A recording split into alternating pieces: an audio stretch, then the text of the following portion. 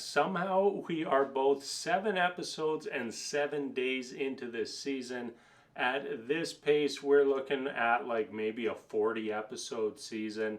I kid, but way too much time spent getting to this point. If it had been 7 episodes and we've seen like everything on the honeymoon, but no, it was like 5 episodes getting to the honeymoon, and then episode 6 and 7, the start of our couples getting together. It's getting a little bit ridiculous at this point, and like on top of that, I'm really having a hard time investing in these couples. I do want to cheer for Nicole and Chris. I want to see more Nicole and Chris, but the other 4 couples, I just don't really care about them. We know that there's going to be big drama between Gina and Clint. It's already started. I doubt that it's going to go away anytime soon. Where at some point we're going to get big drama between Dominique and Mackinley. The other 2 couples, I don't know where I stand on them right now. Airris, he's absolutely still an F-boy. And at the end of the season, I will still believe he's an F-boy. Kirsten and Shaquille, they just don't even seem like they're remotely close to being a match. So I don't know how they're supposed to be saying yes on decision day, but that's where we're at. One little pet peeve that came up this episode that I wanted to talk about is how on these shows, almost every season, doesn't matter what show it is, The Bachelor, Joe Millionaire, Married at First Sight, or whatever, we hear somebody say that either marriage or relationships are either hard or work. And I really, really dislike that line of thinking, because I think of all the time I've spent with my wife, and at no point do I ever viewed being with her as hard or work. That is absolutely not what my relationship is built around. And if our relationship was that way, both of us probably would have said no within the first month of that relationship and moved on, because that's not the kind of energy that I wanted to add to my life. I wanted to add happiness and joy and positivity to my life. I don't want to add more work. When I get done work, I don't want to come home and be in a relationship or a marriage that's more work. Absolutely not. There are things that are going to happen in your life that are hard or difficult or maybe even work. But in my opinion, your marriage and your relationship should not be one of those things. All right, got all that out of the way. Let's get into these couples.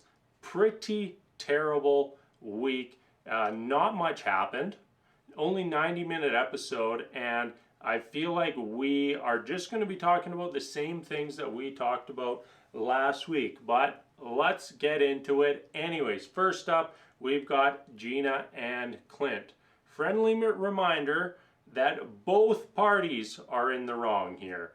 You should not be taking sides in the Gina and Clint battle, because they're both wrong. They both offended people. They both refuse to apologize. They both refuse to admit that they're in the wrong. And then we had to watch Clint attempt to apologize, where basically he says, "I'm sorry that you misunderstood what I said." That's not him taking any degree of accountability for his words, for his actions. That's him blaming the other people for getting offended at what came out of his mouth. Now, in the grand scheme of their whole fight, neither of them should have said what they said. Gina should not be basically telling Clint that he's ugly. That is not something that you should be doing to your wife, to your partner, to your friends, to your enemies, anybody. You shouldn't be going around telling people they're ugly. You just shouldn't be doing that. And yet there she was saying that to Clint, and Clint seems like a man who is quite petty, holds a little bit of a grudge. Of course he's going to take that shot back, and he takes a shot back by saying, well, usually I date slender and athletic women. Of course she's going to interpret that as, oh, so you don't think I'm slender and athletic. Of course that's going to happen. Like 100% chance. That's not you saying the wrong word off the cuff. That was intentional. That was thought out. That was you getting payback. And now the fallout is that it's very clear that you did mean all that. That you did intend to hurt Gina with those words. And none of us are buying it for a minute. You know, when they're sitting at that dinner, it looked like Gina wasn't buying any of the words coming out of Clint's mouth. And I don't think any of the other women at the table were either. Gina apparently wants everyone to rate their relationship. Let's take the worst couple who's had the biggest fight of the season and have them suggest the game where everyone rates each other. Because we've seen in the past how well this goes. You know, go back to Stasha and Nate last year, where Nate decided he was going to put a number on how in love he was with Stasha. And she did not like the way that went. While this all seemingly went pretty well and everyone didn't seem to get too upset about it, there's always hurt feelings. Like when one person is feeling that the relationship is going really well and the other person is like, oh, I don't know, it's probably about a 7. Like that can be a little bit hurtful, even if it's not brought up, even if it ends up not being a big deal. That is a little bit of hurt that could linger for some of these couples.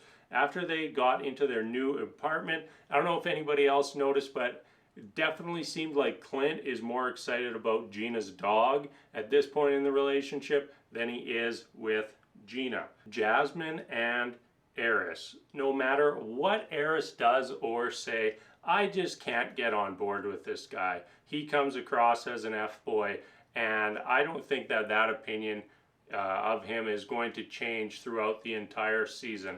I have a small suspicion based on that little Dominique and Clint kiss footage that we saw, that Jasmine and Airris are going to end up saying yes on decision day, but I just can't see them working out in the long term.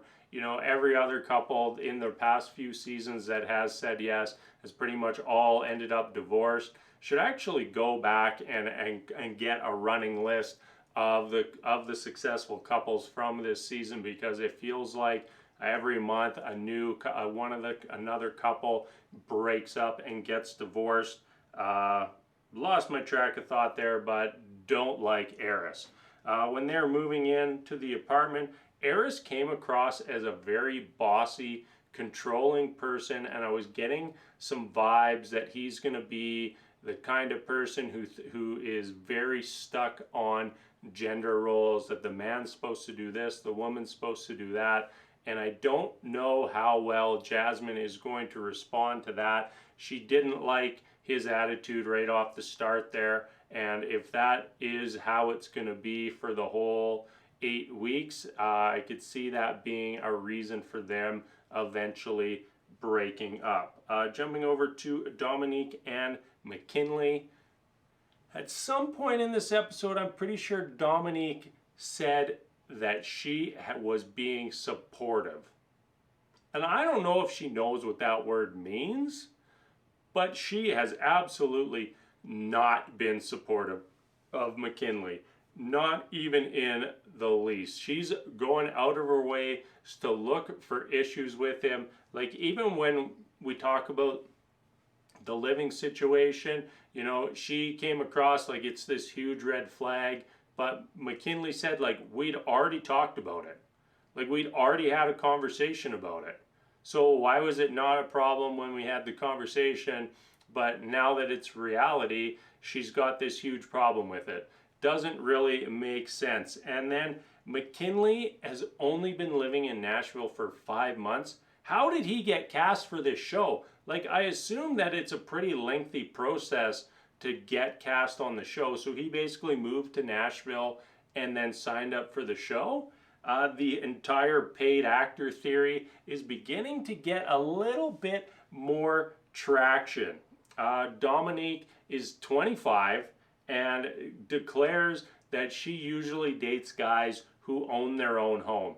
And I am thinking back to when I was 25, like I wasn't even close to owning a home. So who are these 25-year-old guys who are just rolling around with freshly purchased houses, you know, maybe a couple years deep into their mortgage? They're not in my world, that's for sure. And I don't know about everybody else, but buying a house, like people right now are having troubles buying a house, period, regardless of age. And then she's exclusively dating these guys who own their own homes at 25. Seems a little weird to me. Ultimately, we know that these two just aren't going to make it. Dominique is already working on her exit strategy, has been from day one. Mackinley, he doesn't even look like he knows what's going on. It's just not going to work. Next up, Nicole and Chris. Married at First Sight production. You did Chris dirty. You did Chris dirty this season. You knew damn well that between them they had 3 dogs, and you knew that you were making them go live in an apartment where they were only allowed 2 dogs, and someone was going to have to make a decision to not have their dog at the apartment. That's just mean. You know, for many people, their pets are a very, very important part of their life, period.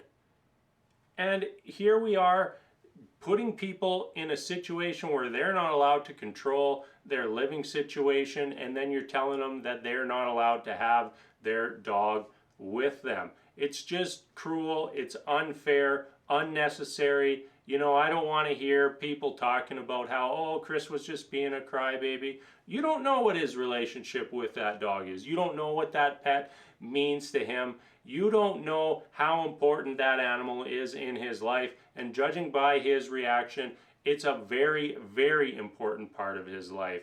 And to just try to force somebody to remove that from their life to go on this show is cruel and unfair, and I'm not here for it, not even in the least. I thought that Nicole was an absolute champ in this situation. This whole Clint idea that Nicole is just going to run all over Chris because she's a New York girl, you know, I don't know what that was. Let's delete that from the video. That moment didn't happen. That she's from New York is preposterous. You know, everything we've seen from both of them is that they want this to work, that they're committed to it. You know, they're the two that are really opening up to each other. They're the two that are sharing with each other, supporting each other. They're the two that are connecting. None of the other couples are doing that, not even remotely. Even like every little moment where you see them, they're almost always touching each other, holding hands, reaching out to give the other person a little bit of comfort. None of the other couples are doing that. So like, this is the couple that we have to root for, and with each episode I start to like them a little bit more. Lastly, Kirsten and Shaquille, did not write a single thing down for them.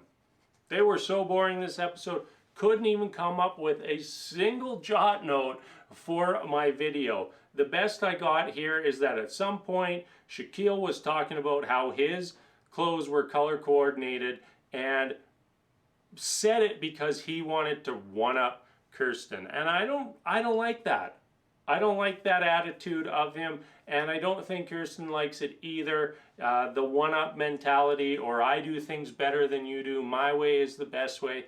It doesn't fly, especially when you're trying to find a partner where you want a little bit of give and take. You want to create something with that person. You don't want the person to just, slide into your life like just another one of your things. No, you want to share your life with them, and I don't really get the vibe that Shaquille understands that right now. I don't know if that will change as we go on here, but right now that couple they just ain't going anywhere. All right, let's wrap things up there for this evening. As always, everybody, thank you so much for watching, and I'm out.